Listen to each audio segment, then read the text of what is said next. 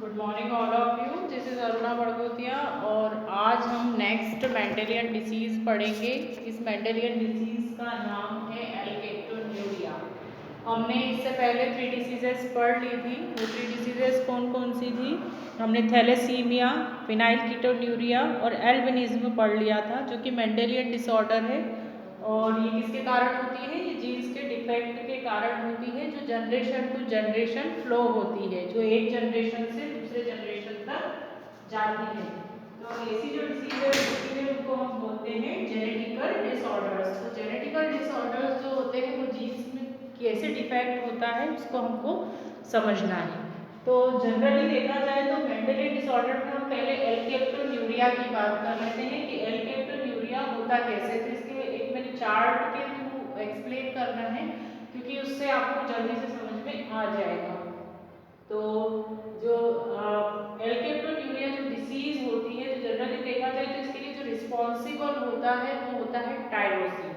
Tyrosine क्या होता है? टायरोसिन अगर देखा जाए तो ये एक प्रकार का एमिनो एसिड होता है। मैंने आपको बता दिया था पहले ही कि हमारे अंदर प्रोटीन का जो फॉर्मेशन होता है तो total type 20 types of amino acids होते हैं।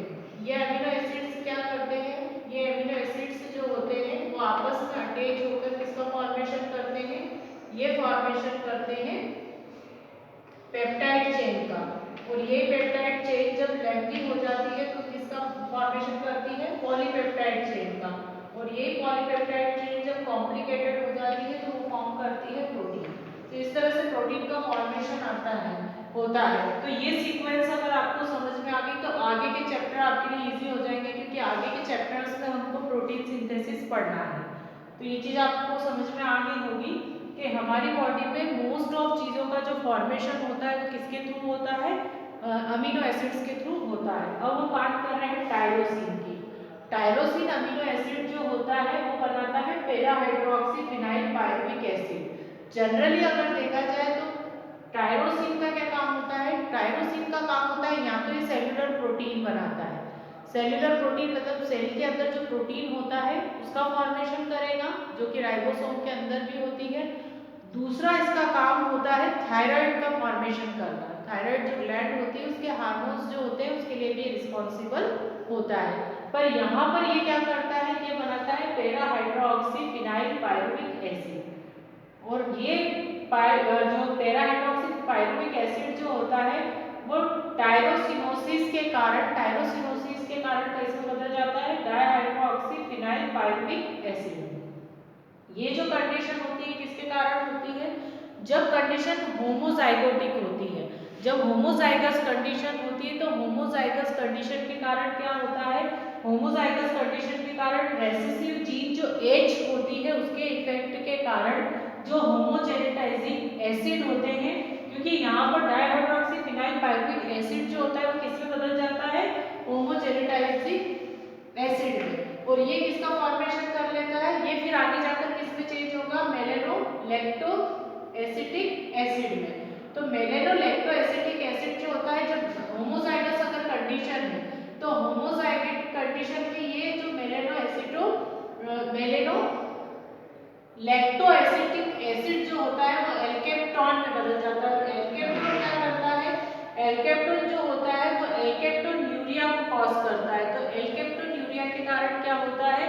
जो यूरिन होती है तो यूरिन का रंग जो होता है वो ब्लैक कलर का हो जाता है, क्योंकि उसके साथ क्या होता है? कीटोन बॉडीज जो होती है वो ज्यादा रिलीज होने लगती है, या फिर एल्केप्टोन जो होता है उसका रिलीज ज्यादा होने लगता है। तो एल्केप्टोन का रिलीज अगर ज्यादा है तो जो यूरिन होती है उस यूरिन का रंग कैसा हो जाता है? ये यूरिन का कलर कैसा हो जाता है?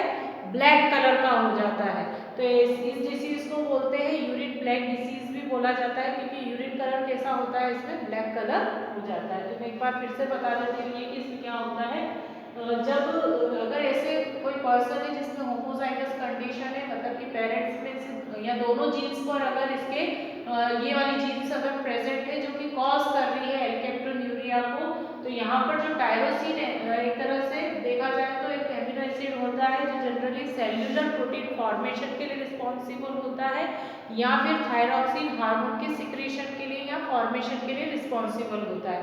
पर यहाँ पर ये क्या काम करता है? अगर होमोजाइगस कंडीशन है, कोई जीन्स अगर ट्रांसफर होनी है तो टायरोसिन बदलेगा para hydroxy phenyl pyruvic acid में। ये टायरोसिनोसिस के कारण जब टायरोसिन की क्वांटिटी बढ़ जाती है तो ये डाईहाइड्रोक्सी फिनाइल पायरुविक एसिड में बदलता है और यही जाकर होमोजेनेटाइजिंग एसिड में बदलता है और फिर ये बदलता है मेलेनो लैक्टोएसिटिक एसिड में। और होमोजाइगस कंडीशन होने के कारण ये क्या बनाता है, एल्केप्टोल बनाता है। अब एल्केप्टोल की क्वांटिटी अगर ज़्यादा होती है बॉडी के अंदर तो जो यूरिन होती है उसमें ब्लैक कलर, यूरिन का ब्लैक कलर हो जाता है क्योंकि ज़्यादा मात्रा में कीटोन बॉडीज बनने लगती है। तो इस डिसीज़ को बोला जाता है ब्लैक यूरिन डिसीज़। क्योंकि एल्केप्टोन जो होता है, तो एल्केप्टोन क्या होता है, जब हमारे यूरिन के साथ रिलीज होता है या इस डिसीज से कॉस्ट जो पर्सन होता है, तो अगर उसके यूरिन अगर वो रिलीज करता है तो उस यूरिन का कलर ब्लैक होता है क्योंकि एयर के कांटेक्ट में जैसे एल्केप्टोन आता है तो इसका रंग कैसा हो जाएगा, इसका कलर हो जाता है ब्लैक। अब नेक्स्ट हम पढ़ेंगे sickle cell anaemia. Sickle cell anaemia क्या होता है?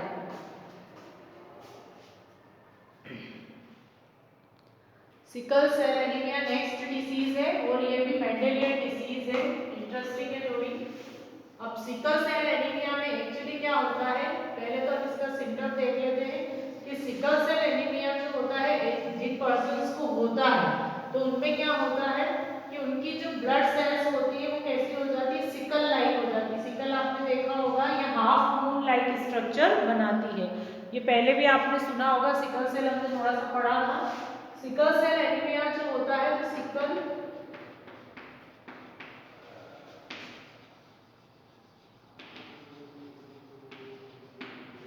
एनीमिया, तो सिकल सेल एनीमिया जिस भी पर्सन को होता है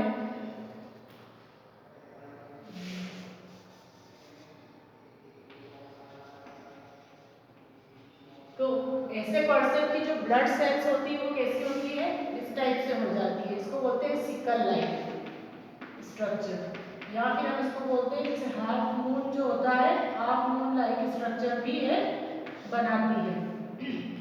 तो इसका रीज़न क्या होता है, इसका रीज़न हम देख लेते हैं। जनरली जो देखा जाता है, चूंकि अभी ये कहाँ हो रही है, हीमोग्लोबिन में हो रही है, मतलब इससे क्या कॉज होता है हमारा हीमोग्लोबिन, हीमोग्लोबिन की जो सेल्स होती है, हीमोग्लोबिन की जो आरबीसीज होती है, तो आरबीसीज कैसी हो जाती है, हाफ मून लाइक हो जाती है। तो इसका रीज़न क्या होता है, क्योंकि हीमोग्लोबिन भी 2 पार्ट से मिलकर बना हुआ है जिसको हीमोग्लोबिन बोल रहे हैं। अब हम बात करते हैं ग्लोबिन प्रोटीन की, तो जो हमारे ग्लोबिन वाला जो पार्ट होता है या ऐसे पर्सन का जो ग्लोबिन वाला पार्ट होता है वो 2 अल्फा और 2 बीटा चेन से मिलकर बना होता है। कितने, 2 अल्फा और 2 बीटा, ये चेन्स होती हैं। तो अगर देखा जाए तो अल्फा जो चेन होती है उसमें टोटल अमीनो एसिड कितने होते हैं, अल्फा चेन में 141 अमीनो एसिड्स होते हैं। टोटल अमीनो एसिड्स की नंबर्स कितनी होती है, 141 होती है अल्फा में, और यहाँ पर अल्फा चेन में टोटल 141 अमीनो एसिड्स होते हैं और बीटा जो चेन होती है उसमें 146 अमीनो एसिड्स होते हैं, अमीनो एसिड्स होते हैं। तो total number of amino acids ये ऐसे होते हैं।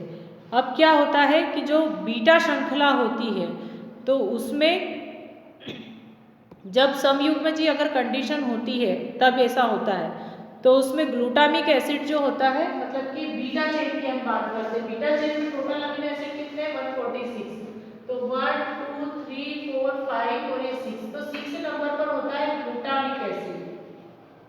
ग्लूटामिक एसिड, ये सारे के नाम तो आप याद नहीं कर सकते पर ऐसे होते हैं प्रोलीन, हिस्टिडीन, लाइसिन, सिस्टीन, इस तरह से अमीनो एसिड्स होते हैं।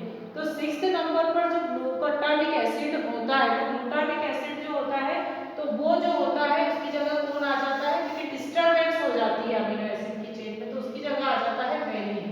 अगर वेलिन आ जाता है तो इसके कारण क्या होता है, जो ब्लड होता है उसकी सेल्स जो होती है उसकी ऑक्सीजनेशन पावर जो होगी वो कम हो जाएगी। तो अगर अमीनो अम्ल का ही, अगर अमीनो एसिड्स ही जो होते हैं वो चेंज हो जाते हैं तो इस कारण से जो हीमोग्लोबिन होता है तो हीमोग्लोबिन का निर्माण सिकल सेल हीमोग्लोबिन के जैसा ही होता है। तो ऐसा जो पर्सन होता है उसमें हमेशा ऑक्सीजन की कमी होती है और उसकी ऑक्सीजन वहन क्षमता बहुत ज़्यादा कम होती है, ऑक्सीजन जो होता है वो उसका ट्रांसपोर्टेशन बहुत कम होता है, तो ऐसे पर्सन को थकान बहुत ज़्यादा होती है। तो ये आपको समझ में आ गया होगा, फिर से मैं बता देती हूँ कि सिकल सेल एनीमिया जो होता है, तो एनीमिया का मतलब तो इससे पता चल जाता है कि जिसको ब्लड लेस ब्लड जो पर्सन होते हैं उनको बोलते हैं सिकल सेल एनीमिया। पर एनीमिया मतलब कि कहाँ हो रही है, ये ब्लड डिसीज है। Blood disease, blood cell disease और सिकल, सिकल मतलब कि ब्लड सेल का कैसा हो जाना, सिकल सेल हो जाना, सिकल लाइक स्ट्रक्चर फॉर्म करना। तो ऐसे जो जितने भी पर्सन्स होते हैं तो उनमें क्या होता है, एक होमोजाइगस कंडीशन में रेसेसिव जीन होती है जिसको बोलते हैं एस, नाम है एस। ये जीन होती है होमोजाइगस कंडीशन में, तो ये जीन क्या करती है, ये जीन करती है, इसके कारण क्या होता है, अगर देखा जाए तो जो हीमोग्लोबिन होता है तो हीमोग्लोबिन में अल्फा और बीटा दो चेन्स होती है, 2 अल्फा एंड 2 बीटास, और इनमें अल्फा चेन में टोटल अमीनो एसिड होते हैं 141 और बीटा चेन में होते हैं 146। तो बीटा चेन की हम बात करते हैं, अल्फा चेन में कोई चेंजेस नहीं होते हैं। बीटा चेन की अगर हम बात करें तो बीटा चेन में 146 है, तो 146 से लीनियरली अरेंज होते हैं, चेन बोल रहे हैं मतलब चेन जैसे अरेंज होते हैं एक के बाद एक। तो अगर हम चेन की बात करें तो अगर हम ऐसे बात करें, ये ऐसे अरेंज होते हैं, तो 6th नंबर पर कौन सा एमिनो एसिड आता है, ग्लूटामिक एसिड। तो कभी कभी क्या होता है, ग्लूटामिक एसिड जो होता है उसकी पोजीशन चेंज हो जाती है, 6th नंबर पर कौन आ जाता है, वैलिन आ जाता है। तो वैलिन के कारण क्या होता है, ऐसे पर्सन जो होते हैं उनकी ब्लड सेल्स क्या हो जाती हैं, एक तरह से हाफ मून लाइक हो जाती है, जिससे कि ऐसे पर्सन्स को का ऑक्सीजनेशन पावर कम हो जाती है। क्योंकि हमारा ब्लड क्या करता है या हमारा हीमोग्लोबिन क्या करता है, हीमोग्लोबिन ही सबसे पहले जो होता है हमारे ऑक्सीजन से अटैच होता है। जैसे ऑक्सीजन हम सांस लेते हैं वैसे ये क्या करता है, अटैच हो जाता है, और अटैच होने के बाद ये क्या करता है, पूरी बॉडी में ऑक्सीजन को डिस्ट्रीब्यूट करता है। पर अगर हीमोग्लोबिन ही वीक हो जाता है या उसकी सेल्स ही वीक हो जाएगी तो ऑब्वियसली फिर उसका सर्कुलेशन नहीं होगा। तो सर्कुलेशन अगर नहीं होगा तो फिर क्या होगा, वीकनेस महसूस होगी। ये 2 डिसीजेस जो है वो हमने कंप्लीट कर ली है। इसके बाद हम एक और डिसीज है जो पढ़ लेते हैं, एक डिसीज और बची है इसकी,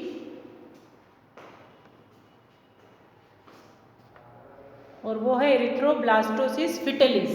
एरिथ्रोब्लास्टोसिस फिटिलिस ये ब्लड रिलेटेड ही डिसीज है, जिसमें ब्लड ग्रुप सबसे इंपॉर्टेंट होता है। एरिथ्रोब्लास्टोसिस फिटिलिस बोलते हैं जिसको। फीटस का मतलब होता है चाइल्ड, जो मदर वॉम्ब के अंदर होता है, उसकी अभी हम बात करेंगे इसमें। तो ये टोटली डिपेंड करता है आरएच फैक्टर पर। अब आरएच फैक्टर क्या होता है, इसको बोलते हैं एरिथ्रोब्लास्टोसिस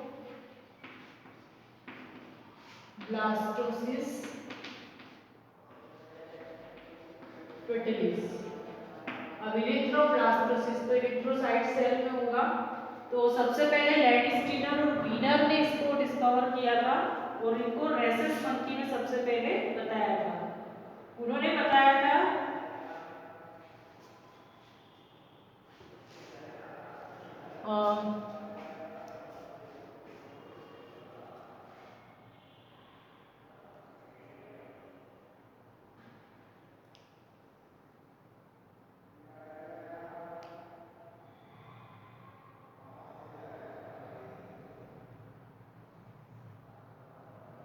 ओके, मैं इसको नेक्स्ट वीडियो में आपको सेंड कर दूंगी।